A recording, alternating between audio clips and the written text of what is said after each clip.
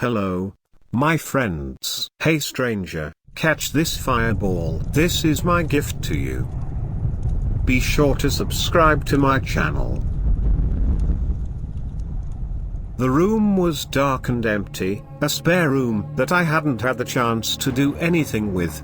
The electricity had gone out sometime earlier that night, so I had no way to tell time and no source of light except for the flashlight in my hand, my lighter, and the candle I had brought just in case. I was sitting with my back in the far corner of the room, flashlight pointed straight at the door on the other side of the room. The beam of light danced on the wall across from me as my hands shook, terrified although I had no idea what had been stalking me that day. It started as I was coming back to the old house from the store. I didn't have a care, so I biked, carrying my groceries in 2 plastic bags in a crate hooked up to the rear of my bike. When I got home I noticed that I was missing a bag of groceries. It must have fallen off when I was riding home. Thinking it nothing more than unfortunate luck, I picked up the one bag and headed inside. After all, I could do without canned goods for a few days. I opened the door and almost immediately tripped on something piled in a heap at the foot of my door just inside the house. The groceries from the bag I was holding flew into the air and scattered as they hit the ground.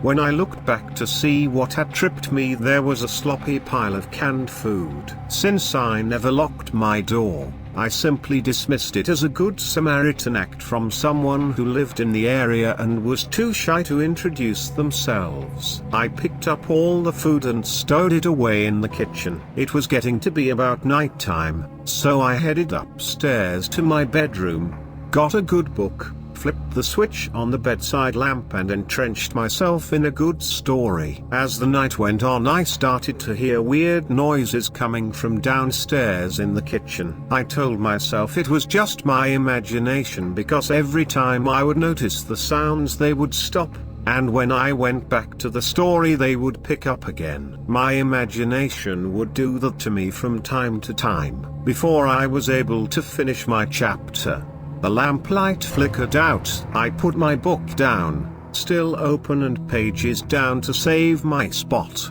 and went to turn on the main light. Unfortunately, it didn't come on either. The power was out. As I tried to remember where the circuit breaker was, the noises from downstairs resumed. It sounded like someone rummaging around in my kitchen. I grabbed a flashlight from the nightstand drawer, a bat from underneath my bed, and headed downstairs, each of the steps creaking on my way down. When I got to the kitchen, the noises stopped. Bat ready, I pointed my flashlight all around to see where the intruder was but saw no one. What I did see was the canned food I had recently put away was stacked neatly in a pyramid fashion just beneath the kitchen table. I swallowed hard, thinking that someone was either playing some prank, or some sick, twisted game. Slowly I crept towards the table, feet wet from orange juice and milk that had been spilled on the floor. When I got close to the table, I could hear breathing coming from beneath it. I stooped down to look but saw nothing. Slowly I reached out to touch the pyramid of cans. As soon as my hand made contact, the cans scattered. It was as if something burst through them, scattering them in all directions. I fell back onto the soaked floor and dropped the flashlight. As I frantically grasped for the light, I heard the sound of feet splashing through the puddles on the floor and run out of my kitchen. I got up and slowly followed the footprints made of the juice and milk mixture. What struck me as odd was that they weren't human footprints. They were the same width and length, but the toes were much longer, almost as long as fingers. I followed them towards the front door where they disappeared. I relaxed a little, just thankful that whatever it was gone, but I didn't loosen my grip on the bat. Slowly I walked back towards the stairs again, planning on locking myself up in my room and waiting till morning. As I did, it sounded like something wet hit the wooden floor in front of me. I pointed my flashlight down at the floor and my heart stopped. There was a new footprint, this one pointed at me. I took another step back, another wet slab, Another footprint. I turned and ran, tripping up the stairs but making it up to my room. I slammed the door shut, locked it, and pushed the bed up against it, knocking my book down in the process. I set the bat down on the bed for a second and grabbed a lighter and candle out of my nightstand, just in case I would need it. That's when I heard the first squeak. Whatever it was mounting the first step in the staircase. Frantically, I ran to the opposite side of the room, where there was a door that led to a spare room. Upon hearing the second step creak, I threw open the door, which didn't have a lock, ran inside and headed to the far corner. I sat there quietly, breathing heavily, heart pounding in my ears. I realized that I left my bat on the bed, but was convinced by the creaking of the third and fourth step that it wasn't worth going out to get it, and I sat there, counting the steps as they creaked. 6, 7, 8, 9, 10. It was getting closer. My hands shook as a tear ran down my cheek. What was going on? 15, 16, 17. I tried to control my breathing. After all, I was trying not to be found. 19, 20, 21. My heart pounded louder, sweat flattened my hair to my head, and the shaking became worse.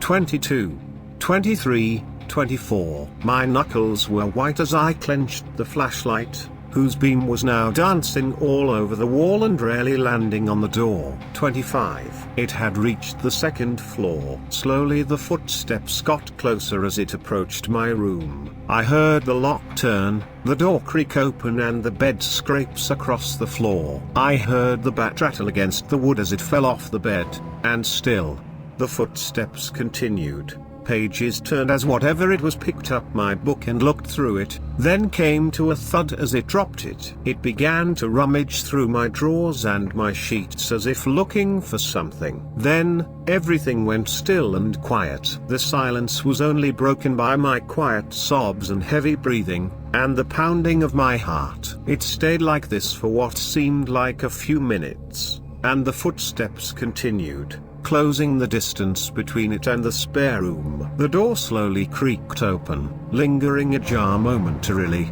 My heart was ready to leap out of my chest. My mouth was dry, and sweat stuck my clothes to my skin. This was it, I thought. As I waited for something to come into the room, nothing happened. Again came the excruciating silence, this time lasting for what felt like hours and hours on end. Nothing happened, and I was starting to believe that whatever it was had lost interest and left. Still, I sat in my corner, flashlight drained on the door opposite of me, slowly returning to a calmer state of mind. After God knows how long, my flashlight flickered out, leaving me in complete darkness. Frantically I reached for the lighter and flicked it on. My gaze shot towards the door.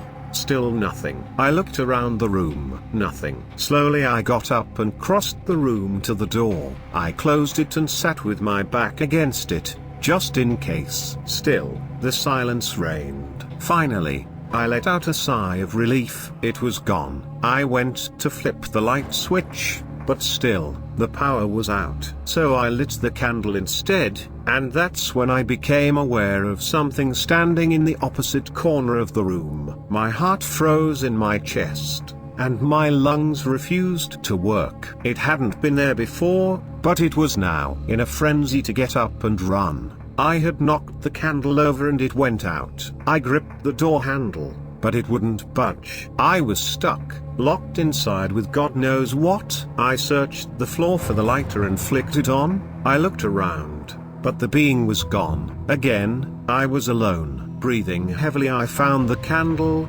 all the while keeping my gaze on the far corner where it had been just moments before. Once I brought the lighter to the wick and life was breathed into the candle, it reappeared in the far corner, exactly as it had before. The candle gave it away.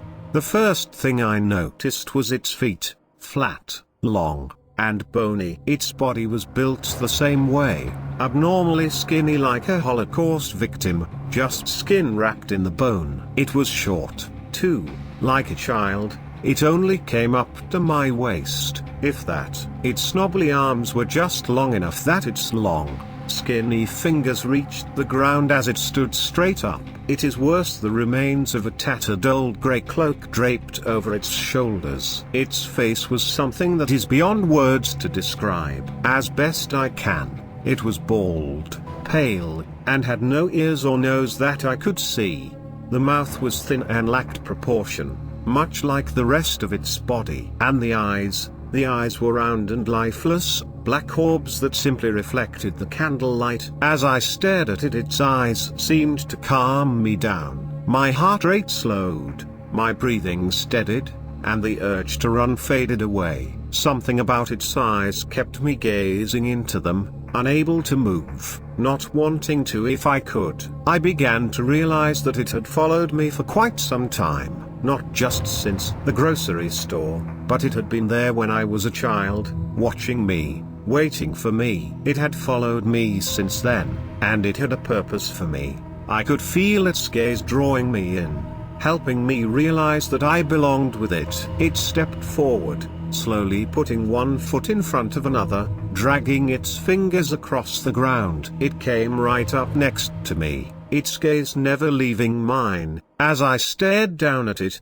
and it up at me, it slowly raised one arm, holding out its long, thin hand. Its fingers were about twice my size, and I knew that normally this would be something to be afraid of. But as I gazed into the light reflected off its eyes, I began to forget my name, my past, and myself. I took its hand, and it patted my hand with its other hand. It took the candle and led me out the door, down the stairs, and out into the yard. Together we walked down the street and up to the forest, the candle lighting our path. I stopped at the edge of the woods and looked back at the city. The creature tugged on my arm, insisting that I follow. I looked into its eyes and all of the worries were gone. Somehow I knew I had to hurry because the others were waiting. I was not the first one he had found, nor would I be the last. I was going to join the others. I kept on walking,